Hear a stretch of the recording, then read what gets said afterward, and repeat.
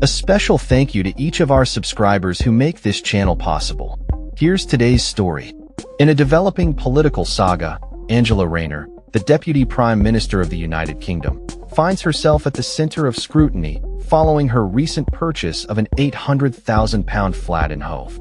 This controversy has sparked debates about her financial arrangements and whether she has engaged in tax avoidance. Downing Street has revealed that Rayner is limited in her ability to address these allegations due to a court order that restricts her from providing further information on her tax affairs.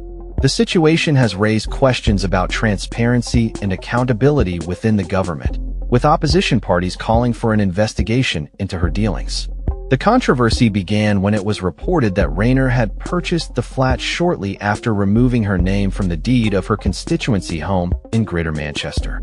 By classifying the Hove flat as her primary residence, she reportedly avoided paying an additional £40,000 in stamp duty that would have been due if the flat were considered a second property.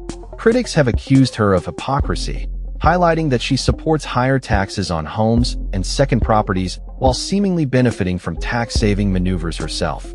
Downing Street has stated that Rayner is working to rectify the situation, emphasizing the importance of public transparency. A spokesperson remarked, "There is a court order which restricts her from providing further information, which she's urgently working on rectifying in the interests of public transparency." Despite the ongoing scrutiny, Rayner has not personally commented on the allegations, but her colleagues have come to her defense, asserting that she has done nothing wrong. In a show of support, Labour leader Keir Starmer praised Rayner on BBC Radio 5 Live, describing her as an incredible person and highlighting her humble beginnings as a source of inspiration for many.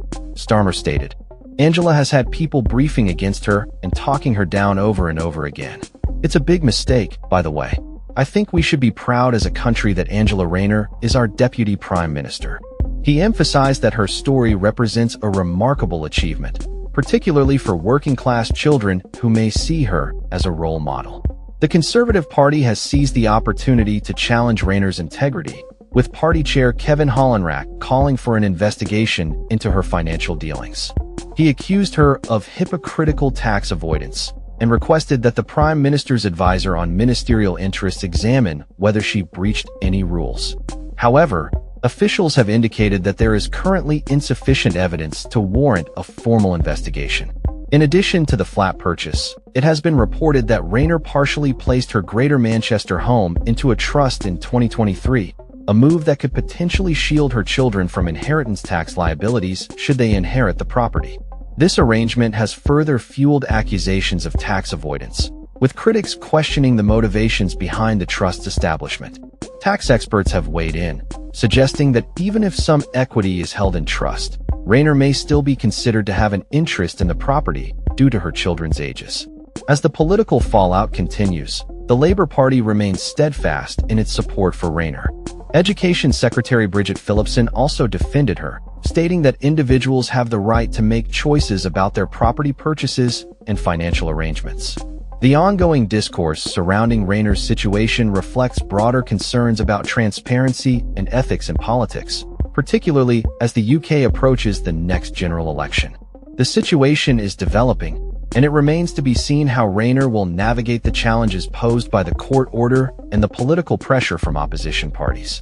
As the public awaits further clarification on her tax arrangements, the spotlight remains firmly on the Deputy Prime Minister, raising questions about accountability in government and the implications of financial decisions made by public officials. That's all for this story.